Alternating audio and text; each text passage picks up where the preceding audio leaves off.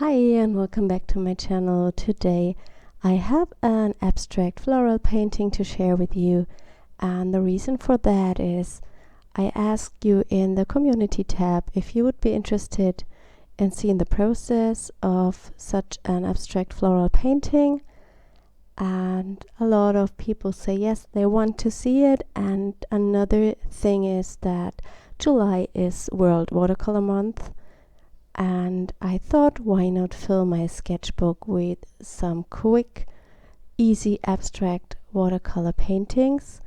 And I will sometimes record them. It depends on how many time there is, and then I can upload them as an extra video to my normal schedule, to my YouTube channel.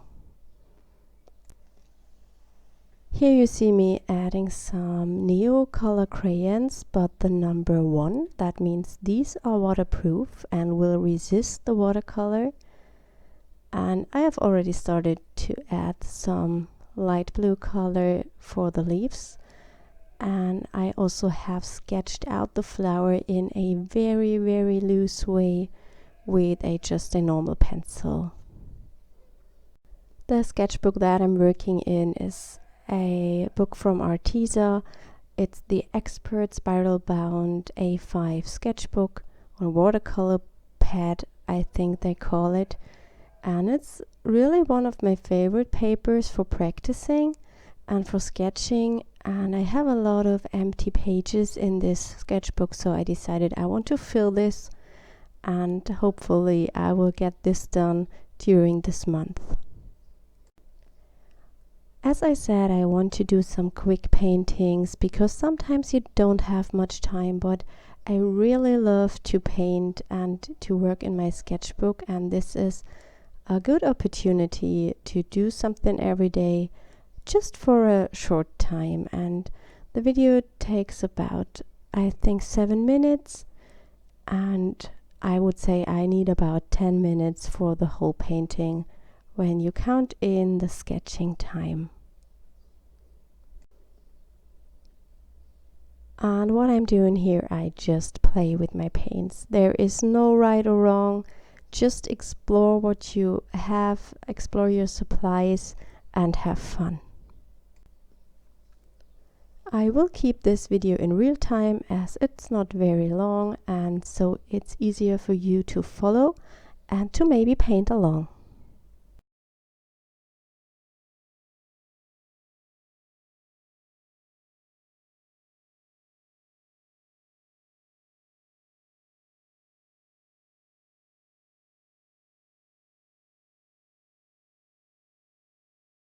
Yesterday I received a new book I purchased at Amazon with 1500 color mixing recipes, and it includes recipes for acrylics and watercolors. And I bought this book because I wanted to paint more of these beautiful colorful landscapes I sketched recently in my sketchbook, and I painted one for our kitchen and I love it.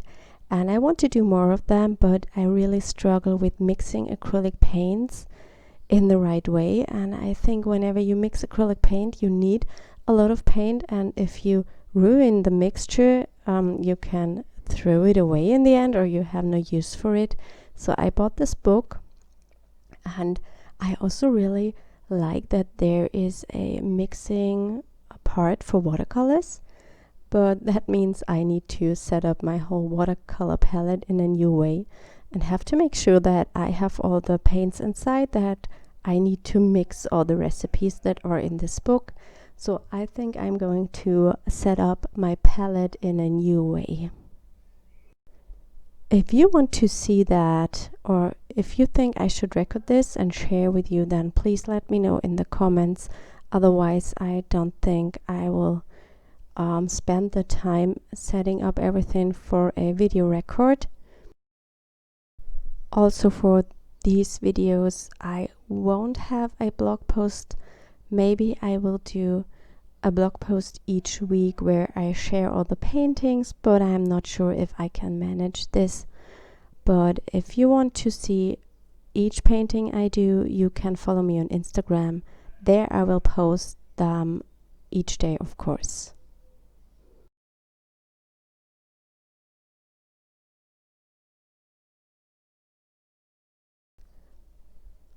What I'm using here are the Derwent Inktense pencils. They are water soluble and I love to scribble with them in the wet areas of the paper because the pigment dissolves right away and it gives really nice effects. When the paint is already dry, I just dip the nib of the pencil into water and then I scribble with it on my page.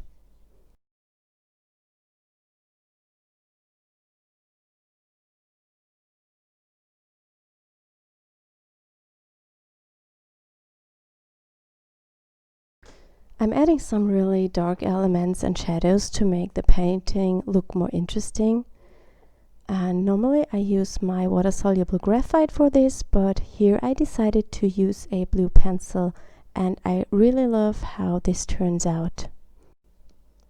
I am pretty sure that these kind of paintings also would look really nice with some metallic paints on top or with some metallic spots.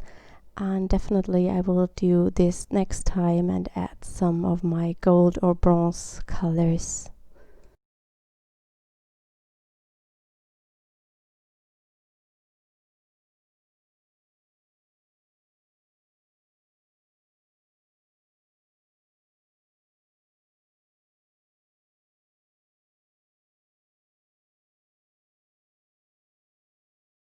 And guess what I'm doing to finish up the painting? Yes, I'm adding some splatters. This is what I love to do. I think it gives a painting even more vibrancy and it makes it look more abstract and loose, and I really like that. And I always use the same colors that I've already used in the painting to make everything look cohesive. Yeah, and this was my painting for today. We will see how many I can record and then we will see us again. Bye!